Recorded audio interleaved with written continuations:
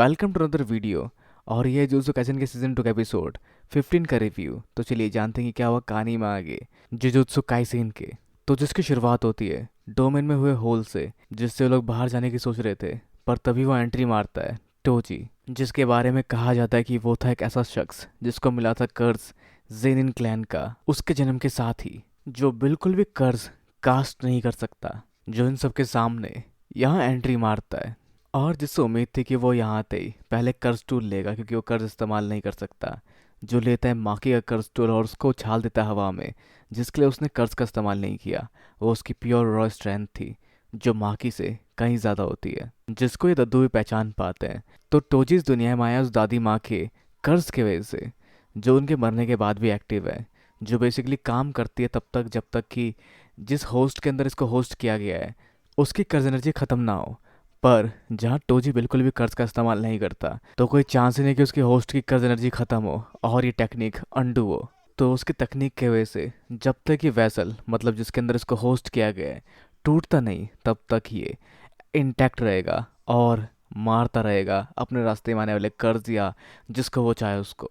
तो आगे वो कर्ज देख पाता है कि टोजे के पास बिल्कुल कोई कर्ज एनर्जी नहीं है, जिस वजह से उसको बिल्कुल भी सीरियसली नहीं लेना चाहता, जिसके ऊपर वो सादा सिंपल और शायद तगड़ा वार करता है। पर जिसके काउंटर में वो अपने कर्ज टूल के साथ एक काउंटर अटैक करता है, जिससे उसका पूरा कर्ज नस्ता नाबूद हो जाता है और आगे बढ़कर और वार करता है उस कर्ज के पर उस कर्ज टूल के साथ। पर इससे ये साफ नहीं होता कि टोजिन की मदद कर रहा है, वो बस उनसे लड़ रहा है जो उसको पावरफुल लग रहे हैं, जिसके साथ वो कई सारे तगड़े वार करता है उस ऑक्टोपस कर्ज के ऊपर, जो जंग एक तेजतर्रार जंग में बदल जाती है, जिस पर कई सारे शिनिगामी के वार होते हैं उसके ऊपर। पर उन सबको वो काउंटर करता चला जाता है, जिसके कई सारे वारों को निकलने से पहले रोकने वाला होता है। पर उसको देखते हुए वो उसको रोक लेता है अपने बार के चक्कर में और पानी के अंदर ले जाके कई सारे और वार करता है उस पर अपने शिनिगामी के। पर चाहे उसके ऊपर उन खतरनाक शिनिगामी के वार हो या चाहे कोई और भी कितना खतरनाक वार क्यों ना उसके ऊपर, वो उन सबको हराता चला जाता है, जिसमें शामिल होते कई सारे बड़े बड़े हमले भी।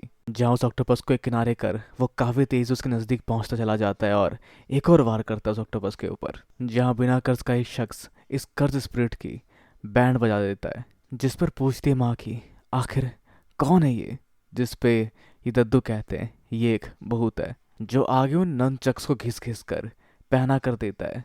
और ये कर्ज सोच रहा होता है, क्या मैं एक इंसान से हारने वाला हूँ जिसके पास कोई कर्ज एनर्जी भी नहीं है। पर अगर शायद वो मेगोमी के डोमेन इम्प्लाई करने वाले समय के खत्म होने का वेट करे, तो शायद वो परफेक्ट हिट कर पाएगा इसके अगेंस्ट, जिस वजह से टाइम पास करने के लिए हवा में उड़ जाता है। पर जिसको रोकते हैं ये समझ कर दद्दू, और फिर अगले पल उसकी ओर बढ़ता है टोजी और साथ ही दद्दू भी वहाँ से निकल लेते हैं, जिसके साथ टोजी का वो सेल्फमेड हथियार उसके आर पार हो जाता है। और जिसके बाद उस कर्सूल के साथ कई सारे और वार होते हैं उसके ऊपर, जिससे वो हार जाता है, क्योंकि ये लोग उस डोमेन एक्सपेंशन से बाहर आ जाते हैं। पर अब भले वो कर्ज हार चुका हो, पर ये बिल्कुल सेफ नहीं है, क्योंकि ये नहीं जानते कि ये इनका दोस्त है या कोई सन की दुश्मन।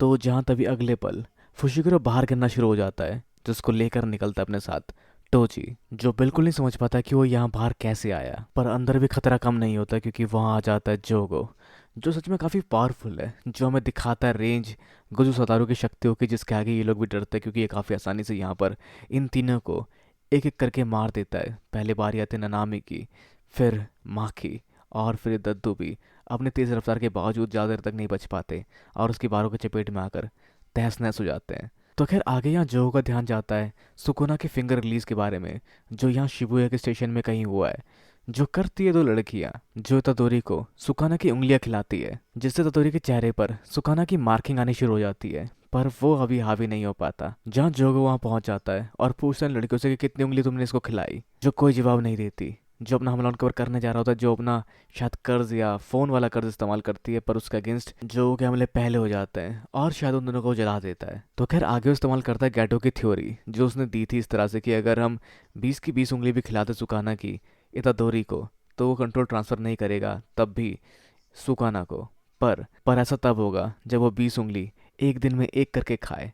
पर अगर हम उसको 10 उंगली एक साथ खिलाएं, तब ये थ्योरी बिल्कुल काम नहीं आएगी, जहाँ उसका शरीर उन उंगलियों के साथ जल्दी से अडेप्ट नहीं कर पाएगा और सुकाना को फोर्सफुली बाहर आना पड़ेगा। जिस पर जोगो अपने साथ बहुत सारी उंगलियां लेकर आता है और सारे के करके फीड करना शुरू करता है इतादोरी को, जहां अब तक उसने 10 उंगलियां खिलाई है और पहले की उंगलियों के हिसाब से अब तक उसके अंदर शायद 15 उंगलियां होंगी सुकाना की। और वैसे गीटो की ये दोनों लड़कियां अपने कर्ज एनर्जी की वजह से जिंदा बच पाई है। तो ना जाने कैसे उनकी कर्ज एनर्जी काम करती है। पर आगे जहाँ वो वार करने जा रहा था उन लड़कियों के ऊपर, उसका एक हाथ कट जाता है, जो काम होता है सुकाना का, क्योंकि उसके एक हाथ ने सुकाना को छुआ है। जिसे देख जोगो पीछे हटता है और समझ पाता है सुकाना की स्ट्रेंथ के बारे में, जो गोजो सतारू से काफ़ी अलग है, क्योंकि इसके अंदर भरा पड़ा है ईविलनेस, जहां की एक भी चाल सुकाना के आगे जानलेवा हो सकती है, जिस पर दोनों लड़कियां डर डर कर सांस ले रही होती है।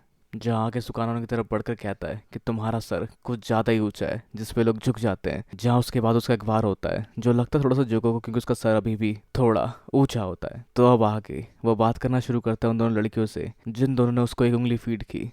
तो वो अपनी विश मांगती है, जहाँ वो कहती है नीचे एक साधु के बेस में कोई है जिसको आपको मारना है, प्लीज़ उसको मार दो और गेटो सामा को आज़ाद कर दो। जहाँ वह सब अपने पास्ट के बारे में सोचती है, जब गेटो और वो साथ में बैठे थे और गेटो बताता है उन्हें सातारू के बारे में, जो उसका दोस्त था। तो वैसे सातारू ने गेटो को मारा था, जिस वजह से गोजो को भी माफ़ नहीं कर सकती दोनों लड़कियाँ। पर ऐसा ठीक भी नहीं होगा, क्योंकि गेटो का वो इकलौता दोस्त था। पर वो फेक गेटो काफ़ी हद तक बुरा है, जिसे सज़ा मिलनी चाहिए।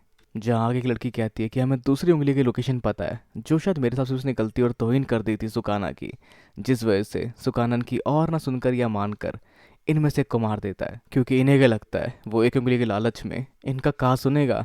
जिसके बाद अगली लड़की गुस्से में उसे वार करने जा रही होती, लेकिन इससे पहले वो अपने कर्ज का इस्तेमाल कर पाती, वो मारी जाती है। जहाँ इसे कहते हैं शरीर के छोटे छोटे टुकड़े करना।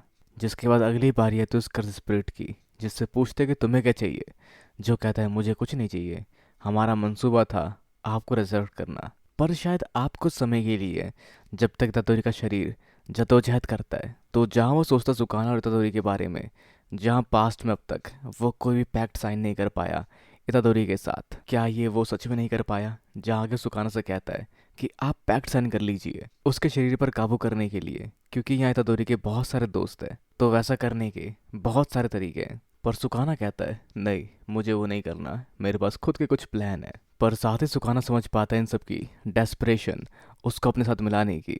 तो उसने उसको इतनी सारी उंगलियां भेंट दी है, जिस बदले में वो कहता है अगर तुम मुझ पे एक भी वार करने में कामयाब हुए तो मैं तुम लोगों के साथ मिलकर काम करूंगा। तो जैसा करने के लिए कैसा रहेगा कि मैं शिवा में मौजूद हर एक इंसान को मार दूं, सिर्फ एक को छोड़कर।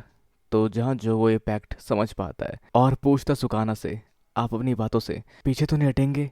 तो जिसके साथ हम जान पाएंगे क्या होगा आगे इसके प्रीव्यू में, कि क्या सुकाना के साथ काम करेगा और क्या हो रहा होगा फुशिगिरो मतलब मेगुमी और टोजी के बीच में। तो आगे आने वाला एपिसोड काफ़ी क्रेजी है, जहां हम देख पाएंगे मेगुमी और टोजी की फाइट, जहां शायद ये दोनों जान पाएंगे क्या बस में दोनों बाप बेटे हैं, या शायद नहीं भी। और अगर ये जान पाएंगे तो क्या रहेगा इनका रिएक्शन। और उस सबसे ज़्यादा ज़रूरी पर कैसे होगी इनकी फाइट, जहाँ टोजी इसको ओवर पावर कर रहा होगा। और कुछ तो टेक्निक है फुशिगिरो मतलब मेगुमी के पास भी, जिस वजह से सुकाना भी उससे लड़ना चाहता है। जहाँ वैसे अभी सुकाना लड़ रहा है जोगो के साथ, जहाँ जोगो एक बार अगर उस पर कर पाया तो वो काम करेगा उसके साथ। पर क्या जोगो इसके साथ यहाँ मारा जाएगा या वो एक बार करने में कामयाब होगा। और आखिरी बार किस पे कर रहा है सुकाना, क्योंकि सुकाना की भी सुलगेगी अगर वो देखेगा फुशिगिरो को मतलब मेगुमी को किसी और से लड़ते हुए। तो क्या है मेगुमी की पावर्स, क्योंकि वो बेटा तो आखिर में टोजी का ही है। तो क्या होगा आगे सब हम जान पाएंगे इसके नेक्स्ट पार्ट में। और वैसे अब आप क्या सोचते हैं क्या हो सकता है आगे, अपने विचार में नीचे कमेंट बॉक्स में बिल्कुल इस वीडियो को लाइक शेयर और चैनल को सब्सक्राइब करना भी बिल्कुल ना भूले। तब तक के लिए मिलते हैं अगली वीडियो में। Sayonara and have a nice day.